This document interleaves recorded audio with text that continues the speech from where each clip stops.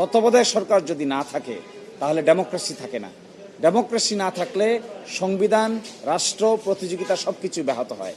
পঞ্চদশ সংশোধনী সংক্রান্ত মামলার আপিলের শুনানি চলছে। জামায়াত ইসলামীর পক্ষ থেকে আমরা আজকে আমাদের আপিলের শুনানি করেছি। পঞ্চদশ সংশোধনীর মাধ্যমে আমাদের সংবিধানে একটা ম্যাসিভ বড় ধরনের পরিবর্তনের সূচনা করা হয়েছে। এটিকে শুধুমাত্র একটা সংশোধনী বললে ভুল হবে, এটি মূলত সংবিধানকে পুনর্লিখনই করা হয়েছে। এবং আমরা বলেছি এই সংশোধনীর দুই ধরনের বিষয় আছে।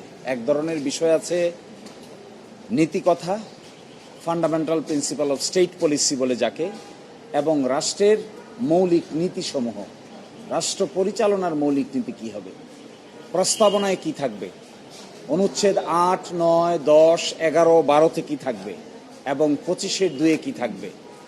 এগুলো মূলত নীতি নির্ধারণী ব্যাপার। আমরা বলেছি নীতি নির্ধারণী ব্যাপার যেগুলো, সেগুলো মূলত সংসদের দায়িত্ব হলো একটা প্রপার বিতর্ক করে সাংবিধানিক বিলের মাধ্যমে কোনটা অ্যাকসেপ্ট করবে, কোনটা অ্যাকসেপ্ট করবে না, এই দায় দায়িত্ব পার্লামেন্টের। আদালত সেখানে হস্তক্ষেপ করা উচিত নয়। আদালত যদি সেই অংশে হস্তক্ষেপ করেন তাহলে সংসদের যে দায়িত্ব আছে আইন প্রণয়নের ক্ষমতা, এটি খর্ব করা হয়। ইংরেজিতে এটাকে বলা হয় সেপারেশন অফ পাওয়ার থিওরি। আমরা এটাও বলেছি যে আদালত কখনো সুপার লেজিসলেটরের ভূমিকা পালন করা উচিত নয়। আদালত যদি কোনো নীতিকথা কিংবা কোনো রাজনৈতিক বিষয় সেটেল করতে যায় তাহলে আদালতকে একটা বড় বিতর্কের সম্মুখীন হতে হয়। আমরা এটাও বলেছি এই বিতর্কে জড়ানো আদালতের কাজ না।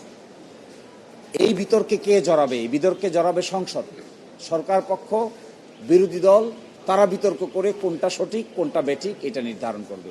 এই জন্য আমাদের সাবমিশন হলো fundamental principle of state policy বা নীতিকথা বা মৌলিক বা প্রস্তাবনায় যে সমস্ত পরিবর্তনের সূচনা করা হয়েছিল এগুলো যেন আদালত সিদ্ধান্ত না নিয়ে সংসদের উপর ছেড়ে দেওয়া হয়।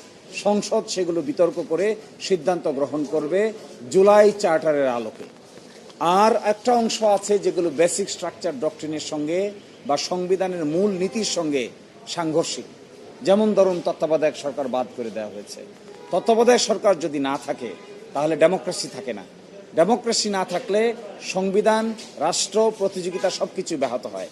এই জন্য আমরা বলেছি যে সমস্ত বিষয় বেসিক স্ট্রাকচারের সঙ্গে সাংঘর্ষিক সেগুলোর ব্যাপারে উচ্চ আদালত যেন তার রায় প্রদান করেন।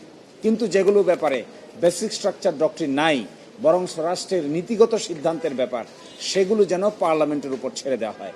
এই ক্ষেত্রে আমরা জুলাই চার্টার থেকে দেখিয়েছি সিরিয়াল নাম্বার 14 একটা রাজনৈতিক দল আছে, সিরিয়াল নাম্বার 21 বর্তমান সরকারি রাজনৈতিক দল, সিরিয়াল নম্বর 22 এবং 14 তারা বর্তমান বিরোধী দল। তারা যে সমস্ত বিষয়ে একমত পোষণ করেছেন জুলাই চার্টারে সেগুলো এক এক করে উল্লেখ করা আছে। সুতরাং এখন তাদের সামনে প্রশ্ন দাঁড়াবে নীতি কথাগুলো পার্লামেন্টে তাদের অতীত সিদ্ধান্তের আলোকে তারা কিভাবে গ্রহণ করবে।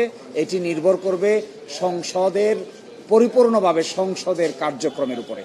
এবং সংসদের কার্যক্রম ব্যাহত হয় এই ধরনের কোনো ফাইন্ডিংস কিংবা এই ধরনের কোনো সিদ্ধান্ত আদালতের নেওয়া ঠিক হবে না।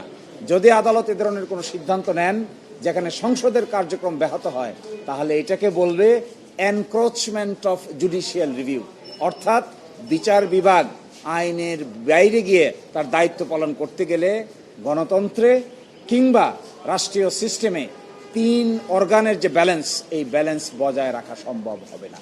সেই জন্য ওই অংশটুকু পার্লামেন্টের উপর ছেড়ে দেওয়া উচিত, আর বাকি অংশটুকু যেটা বেসিক স্ট্রাকচার ডক্ট্রিনের সঙ্গে সাংঘর্ষিক সেই অংশটুকুই শুধু আদালত সিদ্ধান্ত নেওয়া উচিত। এই মর্মে আমরা আমাদের বক্তব্য উপস্থাপন করেছি।